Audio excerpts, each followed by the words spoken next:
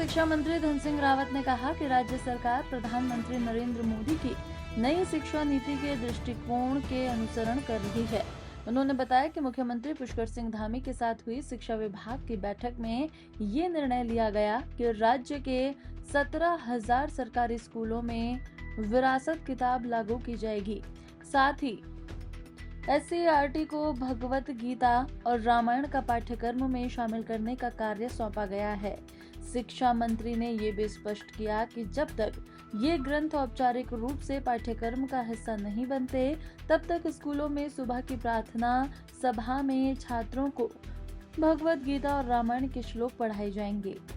सबसे पहले तो मैं देश के यशस्वी प्रधानमंत्री जी का धन्यवाद देना चाहता हूं कि उन्होंने नई शिक्षा नीति पूरे देश में लागू की और नई जो शिक्षा नीति है हमारे देश में, उसमें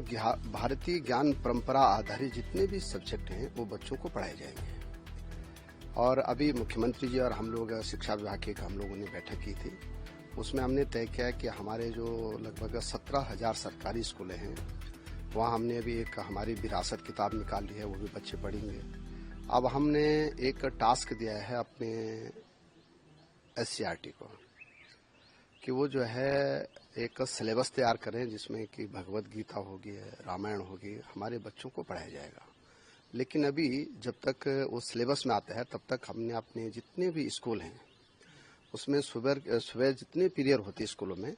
उसमें भगवत गीता के और रामायण के जो अच्छे श्लोक हैं वो बच्चों को पढ़ाए जाएंगे। और ये इसका आदेश भी हमने कर दिया है और बहुत अच्छा बच्चों को भी लग रहा है, टीचर्स को भी लग रहा है, अभिभावकों को भी लग रहा है। कल मैं देख रहा था कि कई लोगों की इस पर प्रतिक्रियाएं हैं और लोगों ने इस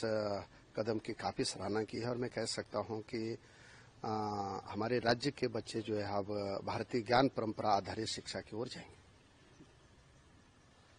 सर, शुरुआत में अभी जितने कुछ विद्यालय चुने गए हैं, देखिए अभी जितने भी हमारे सरकारी स्कूल हैं, जहाँ जहाँ हमारे संस्कृत के टीचर हैं या जहाँ जहाँ हमारे अच्छे टीचर हैं जो कि उसके बारे में अच्छा बता सकते हैं, भगवत गीता के बारे में बच्चों को अच्छे ज्ञानवर्धक चीज़ें बता सकते हैं, उनका मार्गदर्शन कर सकते हैं, उन स्कूलों में हमने लागू किया है